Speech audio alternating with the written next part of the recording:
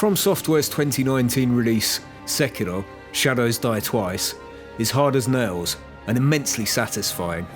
Just like my It was deservedly held as one of the best games of the year. Well, at least by anyone who hadn't already spontaneously combusted at the thought of there being no easy mode. But what the hell is it all about? Sekiro is set in feudal Japan, presumably so called because everyone was feuding all the time or something.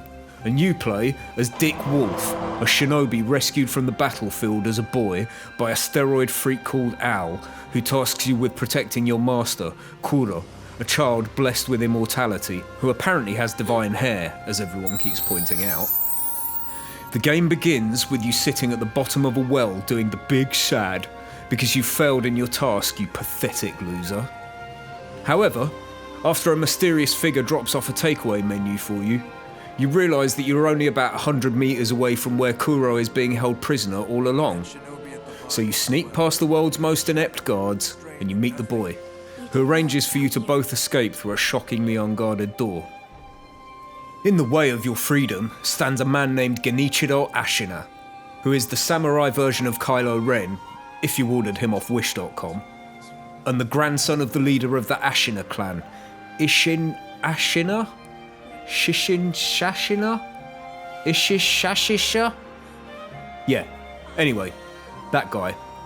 Genichiro gives you a terrible handjob, and you wake up in the sanctuary of a dilapidated temple, where a human hairball of a man gives you a sweet bionic arm, and this is where the real game begins. Your first job is to rescue Kujo from Ashina Castle, so you fight your way through lots of weebs with swords, while beating bosses such as Dwayne the Ogre Johnson, Horseback Eminem, and Flamin' Hot Cheetos. With a brief detour in which you travel back into your own memories to watch your granny show off her knitting needles and perform circus tricks. You go, Granny. At the top of the castle, you encounter Jenny from the block this, you fucking casual again. But this time, you've come prepared, so you kick his scrawny little ass to oblivion. However, what happens next will shock you. Genichiro makes his exit with a frankly unnecessarily flashy backflip, and you speak to Kuro, who tells you that he wishes to sever his own immortality, but that in order to do so, you will need to obtain a sword called the Mortal Blade, and a limited edition Gwyneth Paltrow vagina-scented candle. It's reminiscent of sawdust. The blade is held in the Senpou Temple, so you beat up a few Dalai Lamas and then play a game of Spank the Monkey, which leads you to the Divine Child of Rejuvenation, a patronising little shit who gives you the sword. You also meet this guy and promise to save him, but more on that later. Afterwards, you set out to find the ingredients for your candle.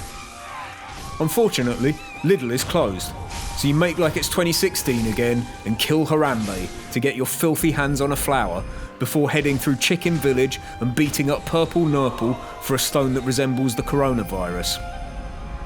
You also fight this guy, but we don't talk about that. You bring the items back to Kuro, but this makes your father very sad. So you hit him until he stops crying, and then you and Kirby make the candle together. Before progressing further, you realise that you need to complete a couple of simple extra steps to obtain the game's best ending, so you get to work on those. It's really quite easy though. All you have to do is get rice from the child, eat it, rest, get rice again, eat it, rest, get rice again, give the child some fruit, get more rice, give the rice to Cujo, get some sweet rice balls in return, eat one of them, go back to the child and give her a book, puppeteer the kite guy, jump on the kite, find the snake, kill the snake, go somewhere else, find the other snake, take its insides, feed them to the child and get her frozen tears, ? Profit. Now that's all out of the way, you go to a sacred cave and burn the candle in a tent, which is a terrible idea from a health and safety perspective. Offended by the smell, a giant rope man from HR with a metal cock takes you to Fountainhead Palace, an area far prettier than anywhere in a FromSoft game has any right to be. Whilst there, you accidentally kill the goldfish, and then have to figure out whether to be honest and tell the kids, or just do what every good parent does, and buy another one, because kids are stupid. And then, you climb to the top of the mountain, for a quick game of beat a motherfucker with another motherfucker before bullying a magic dragon until it cries. Boo-hoo. Upon your return to Ashina, you realise that you accidentally left the oven on, so you stop off to stamp out the angry fire monkey and then head back to your earlier escape route to meet Kuro. Plot twist, guess who's back? Back again. Yes, he's back. Kylo Jen. By now, you're absolutely sick of this guy's shit, so you whoop his ass so hard he shits his own dead granddad out of his shoulder uterus.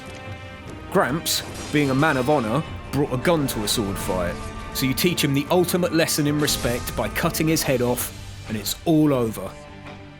Then, you forget what you needed to give Kirby for the good ending, so you fuck it all up and die anyway. You admire the skybox for one last time, the final credits roll, and you've completed Sekiro, Shadows Die Twice. And then, you remember that you completely forgot about this poor bastard. Oops. Thanks for watching, guys. Really appreciate it. And if you enjoyed what you've been watching, please like and subscribe for more similar content coming soon. Peace.